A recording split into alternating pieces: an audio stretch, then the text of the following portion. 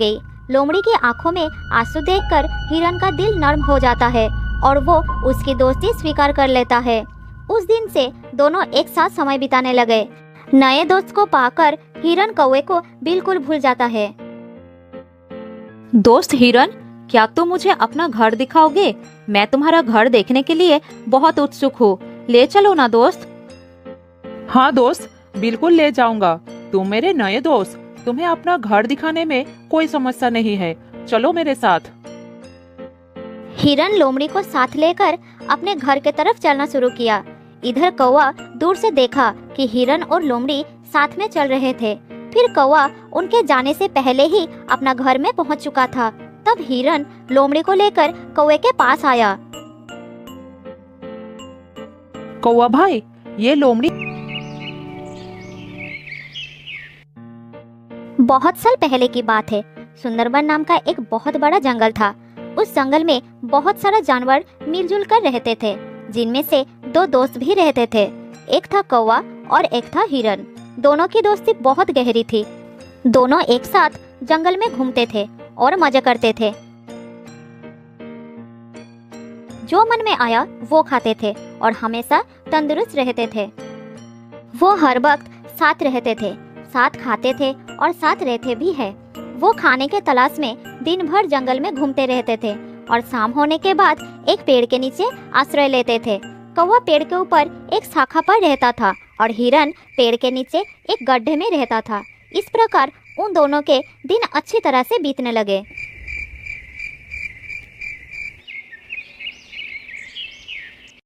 एक दिन जब वो दोनों जंगल में घूम रहे थे, तब एक चालाक लोमड़ी की नजर हट्टे-कट्टे हिरन पर पड़ी और वो मन ही मन सोचने लगी, अगर मुझे इस हिरन को खाना है तो कोई ना कोई रास्ता निकालना पड़ेगा। अगर मैं इसके साथ दोस्ती कर लूं तो इसको फंसा सकती हूँ, फिर इस हिरन का ताजा मांस मजे से खा सकती हूँ। हाँ, यही ठीक रहेगा। उस दिन से वो चालाक लोमड़ी हर रोज चोरी छुपे हिरन का पीछा करने लगी। एक दिन लोमड़ी ने देखा कि हिरन जंगल में घास खा रहा था और कौवा उसके पास नहीं था।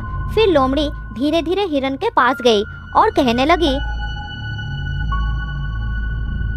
अरे हिरन, मेरे दोस्त, कैसी हो? आज तुम अकेले आए हो? हिरन अचानक लोमड़ी की आवाज सुनकर थोड़ा घबरा गया और वो चुपचाप खड़ा रहा। अरे रुको रुको दोस्त, घबराओ मत, मैं तुम्हें कुछ नहीं करूंगी। कौन हो तुम और मुझे अपने दोस्त क्यों बुला रही हो? मैं तो तुम्हें पहचानता भी नहीं। अरे भाई, जान पहचान तो हो ही जाएगी। क्या तुम मुझसे दोस्ती करोगे? नहीं, अनजान लोगों से दोस्ती नहीं करना चाहिए। माफ करना, मैं आपकी दोस्त नहीं बन सकता। मेरा एक दोस्त है। मैं इस जंगल में अकेली हूँ। मेरे सारे दोस्त मुझे छोड़कर चले गए हैं। मैं बहुत दुखी रहती हूँ और जब मैंने तुमको देखा तो मेरा मन खुश हो गया था। अगर तुम मेरी दोस्त बन जाओगे तो मैं बहुत खुश हो जाऊंगा। ये कहते कहते लोमड़ी की हृदय दुख से भर गई और उसकी आंखों में आंसू आ। तो उस दिन मानती तो आज इस समस्या में नहीं पड़ना पड़ता। मैंने कहा था ना, वो लोमड़ी धोखेबाज है। तुम्हें मुसीबत में देखकर भी वो भाग गई। हाँ दोस्त, मुझसे बहुत बड़ा गलती हो गया है, लेकिन तुम मुझे जल्द ही इस जाल से निकालो। मेरा दम घुट रहा है, मैं मर जाऊंगा। ठीक है, एक काम करो, जब किसान आएगा तो तुम मरे हुए का नाटक करना और मैं तुम्हारे पैरों को चुभाते रहूंगा। जल्दी करो, मालिक आ रहा है। तब हिरन ने मरने का नाटक किया और कौवा भी हिरन के पैरों को चुभाते गया। ये देखकर किसान को लगा कि हिरन शायद मर गया और वो तुरंत जाल को खोल दिया। उसी समय मौका देखकर हिरन भाग निकला। लोमड़ी दूर से ये सब देख रही थी। हिरन के भाग जाने से वो निराश हो गई। उसने सोचा था कि वो हिरन के साथ मेरा नया दोस्त है, ये बहुत ही अच्छा है। इसका कोई और दोस्त है ही नहीं और अकेला रहता है। चलो हम दोनों ही इसके दोस्त बन जाते हैं। दोस्ती एक लोमड़ी के साथ? ये तो गलत ही होगी। क्या तुम्हें नहीं पता कि वो एक मांसाहारी प्राणी है? इसके साथ दोस्ती मैं नहीं करूँगा। अब ये तुम्हारी मर्जी है कि तुम किससे दोस्ती करना चाहते हो। ऐसा कहकर कौवा वहाँ से उड़ गया, लेकिन हिरन को लोमड़ी पर बहुत भरोसा आ गया था। वो उसके साथ ही घूमने लगा। एक दिन लोमड़ी ने हिरन को कहा, दोस्त हिरन, आज मैं तुम्हें एक जगह ले जाऊंगी जहाँ तुम्हें अपना मनपसंद बहुत सारा खाना मिलेगा। हिरन ने लोमड़ी का बात मान लिया और वो उसके साथ चलना शुरू किया। लोमड़ी ने हिरन को अगले दिन जब लोमड़ी और हिरन वहां पर आए तब हिरन जाल में फंस गया और हिरन को इस हालत में देखकर लोमड़ी वहां से भाग गई और थोड़ी दूर जाकर छुप गई। वो इंतजार करने लगी कि किसान वहां पर आए और हिरन को मार दे। उधर हिरन मदद के लिए चिल्लाता रहा। उसने सोचा कि शायद लोमड़ी उसे इस जाल से मुक्त करेगी, लेकिन वो भाग गई। हिरन को तब कौवे की बात याद आया और वो चिल्लाकर कौवे से मदद मांगने लगा। कुछ देर बाद हिरन की आवाज कौवे को सुनाई दी और वो जल्द ही उसके पास आ गया। दोस्त, मेरी मदद करो, इस जाल से निकालो मुझे, नहीं तो खेत का किसान मुझे मार देगा। जल्द ही निकालो दोस्त। अगर तुम मेरी खेत में लेके गई जहाँ तरह तरह की सब्जियाँ उगी हुई थी। हिरन इतना खाना देखकर बहुत खुश हो गया। मेरे दोस्त, अगर तुम नहीं होते तो मुझे इतना स्वादिष्ट खाना कभी नहीं मिलता। अब तुम्हारी वजह से मुझे ये सब खाने को मिल रहा है। हिरन की बात सुनकर लोमड़ी मन ही मन सोचने लगी, हाँ, अगर मुझे तुम्हें खाना है तो तुम्हें खिला के मोटा तो करना ही होगा ना। हाँ दोस्त, मैं जानता था कि तुम्हें ये सब खाना बहुत पसंद आएगा, इसलिए मैं तुमको यहाँ ले आया। उस दिन के बाद से उन दोनों को इस खेत पर आकर खाने की आदत हो गई। जल्द ही खेत के मालिक को पता चल गया कि कोई उसकी खेत को नष्ट कर रहा है और वो किसान उसको पकड़ना चाहता था। इसलिए खेत में उसने एक जाल बिछा दिया। ये कहकर हिरन वहां से चला गया और कौवे के पास बैठकर देखने लगा कि लोमड़ी क्या करती है। लोमड़ी जाल से बाहर निकलने के लिए छटपटाता रहा। थोड़ी देर बाद खेत का किसान आ गया और देखा एक लोमड़ी जाल में फंसा हुआ है। उसे लगा कि यही लोमड़ी है जो उसकी फसल को नष्ट कर रहा था। फिर किसान ने लोमड़ी को पकड़कर ले गया और एक पिंजरे में बंद कर दिया। किसान के जाने के बाद हिरन और कौवा उसके पास गए। तुमने मुझे धोखा दिया था। मैंने तुम्हें अपना दोस्त समझा, लेकिन तुमने मुझे मौत के मुंह में छोड़कर भाग गए। अब तुम इस पिंजरे में बंद रहो, यही तुम्हारी सजा है। मैं चलता हूँ। ये कहकर कौवा और हिरन वहाँ से चले गए और उस दिन के बाद से वो दोनों खुशी खुशी रहने लगे। बहुत इष्ट मांस को खाएगा, लेकिन कौवे ने आकर सब कुछ खराब कर दिया। उधर अपना घर पहुंचकर हिरन ने कौवे को धन्यवाद दिया और फिर से दोस्ती कर ली। फिर कौवे ने बोला, अब उस लोमड़ी को सबक सिखाना पड़ेगा। हाँ, उसे सबक सिखाना ही पड़ेगा। मुझे पता है वो कहाँ रहती है। जैसे लोमड़ी ने तुम्हें फंसाए है ना, उसी तरह तुम भी उसका विश्वास जीतकर उसे फंसाओ। किसी भी तरह हम उसको खेत के मालिक से पकड़वाएंगे। बहुत ही अच्छी योजना है मेरे दोस्त। हिरन कौवे को लोमड़ी के घर के पास ले गई। कौवा हिरन को लोमड़ी के पास जाने के लिए कहकर खुद एक पेड़ के डाल पर बैठकर नजर रखने लगा। हिरन सीधा लोमड़ी के घर के अंदर चला गया। अरे दोस्त, तुम पहले की तरह मुझसे बात क्यों नहीं कर रही हो? तुम्हें पता है उस दिन मैं किसान के जाल में फंस गई थी और भगवान की दया से मैं वहाँ से भाग निकला। सच में? मैं तो पानी पीने गई थी, ये सोचकर कि तब तक तुम थोड़ा खाना खा लोगे। मुझे पता ही नहीं चला कि इतना कुछ हो गया, नहीं तो मैं तुम्हारी मदद जरूर करता। अब जो हुआ सो हुआ, बुरा मत मानो मेरे दोस्त। इस बार तो हिरन खुद मेरे पास आया है, अब तो मुझे इसको खाना ही पड़ेगा। फिर दोनों साथ साथ समय बिताने लगे। फिर एक दिन चालाक हिरन उस लोमड़ी को खेत के पास ले गया।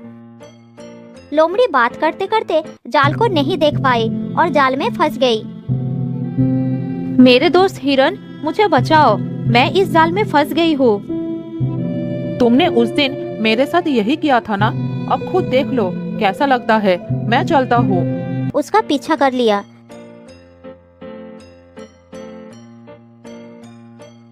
इधर बहुत सारे मक्खियों को क्रोध आ गया। बाहर निकलते ही उन्हें तोता का परिवार नजर आया। तोता माँ ने झट से देख लिया। उसे अपने बच्चों के चिंता आ गई। माँ तोता अपने बच्चों को पूरी तरह से ढक लिया। फिर मधुमक्खियाँ वहाँ आकर माँ तोता को डंक मारने लगे। उसे बहुत पीड़ा हो रही थी, लेकिन डंक सहकर भी बच्चों को बचा रही थी।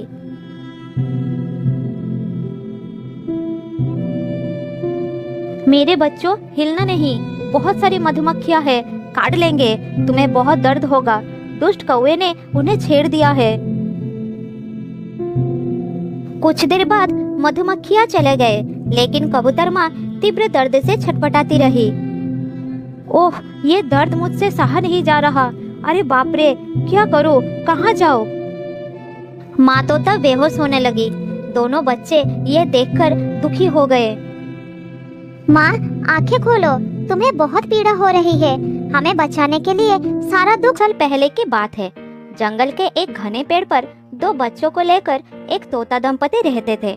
वो आसपास की पक्षियों को भी मदद करते थे और आवश्यकता पड़ने पर दूसरे पक्षियों के बच्चों का ख्याल रखने के साथ साथ उन्हें खाना भी खिलाते थे। तोता माँ अपने बच्चों को बहुत प्यार करती थी। उन्हें कष्ट ना हो इसलिए घोंसले में नर्म बिस्तर की भी व्यवस्था की थी।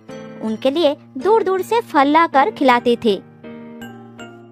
मेरे प्यारे बच्चे, मेरी राजदुलारे है, मेरी आंखों के तारे हैं। मैं भगवान से सदैव यही प्रार्थना करती हूँ कि इनके ऊपर दुख की परछाई भी ना पड़े। इनके हिस्से का सारा दुख मुझे देकर मेरे हिस्से का सारी खुशियाँ इन्हें दे दे भगवान। तुम बच्चों से इतना प्यार करती हो, इनके लिए दूर दूर से खाना लाती हो, इन्हें खिलाती हो, हर परेशानी और खतरे से इन्हें बचाती हो, किसी खतरे में भी डरती नहीं हो। क्या ये दोनों तुम्हारी इस त्याग को याद रखेंगे? देखिए जी, हमने इन्हें जन्म दिया है। अच्छी तरह से पालन पोषण करना हमारा धर्म है।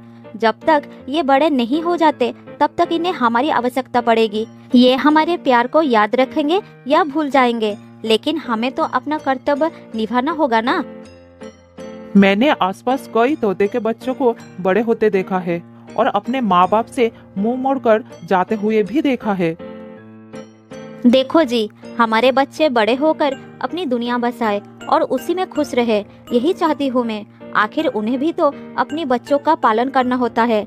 हमें अपने स्वार्थ के लिए उनसे कोई आशा नहीं रखनी है। आशा नहीं रखेंगे तो दुख भी नहीं होगा। तुम्हारी सोच बड़ी अच्छी है। तुम्हारी खुशी को किसी की नजर ना लगे, मैं यही चाहता हूँ। मैं तुम्हें और अपने बच्चों को लेकर आजीवन सुखी रहना चाहता हूँ। उन दोनों की बातें चल रही थी और पास के डाल पर बैठा हुआ एक कौवा सब सुन रहा था और मन ही मन जल रहा था। दूसरों की खुशियाँ उन्हें बर्दाश्त नहीं होती थी। ये तोते तो अपने परिवार में बड़े मजे कर रहे हैं, अपने आप को ना जाने क्या समझ रही है। इसे तो मजा चखाना पड़ेगा। कौवे ने इधर उधर नजर घुमाई और उसके दिमाग में एक योजना आई। पास के एक डाल पर मधुमक्खी का एक छत्ता था। छत्ते को देखकर कौवा सोचा, अगर मैं इस छत्ते पर टोका मारकर भाग जाऊं तो मधुमक्खियां बहुत क्रोधित हो जाएगी और वो सब छत्ते से बाहर आ जाएगी और सबसे पहले तोते परिवार को देखेगी। फिर मधुमक्खियां इस तोते की हालत बहुत खराब कर देगी। मुझे तो ये सोचकर ही बहुत आनंद हो रहा है। ये कहकर कौवा वहाँ से उड़ गया और उस छत्ते पर चोंच मारकर भाग निकला। उसकी ये गंदी हरकत को देखकर तोते को बहुत गुस्सा आया और उसने तो खुद सहती रही। कौवे की गलती का सजा आपको मिल गई। माँ, कुछ बोलो ना। भाई, क्या हुआ? माँ को कुछ बोल नहीं रही है। कुछ देर बाद माँ तोते ने आंखें खोली। उसे बहुत दर्द हो रहा था। इतने में बच्चों के पापा आ गए। वो अपनी पत्नी का हाल देखकर दुखी हो गया। मैं जानता हूँ कि मधुमक्खियों का जहरीला डंक का असर बहुत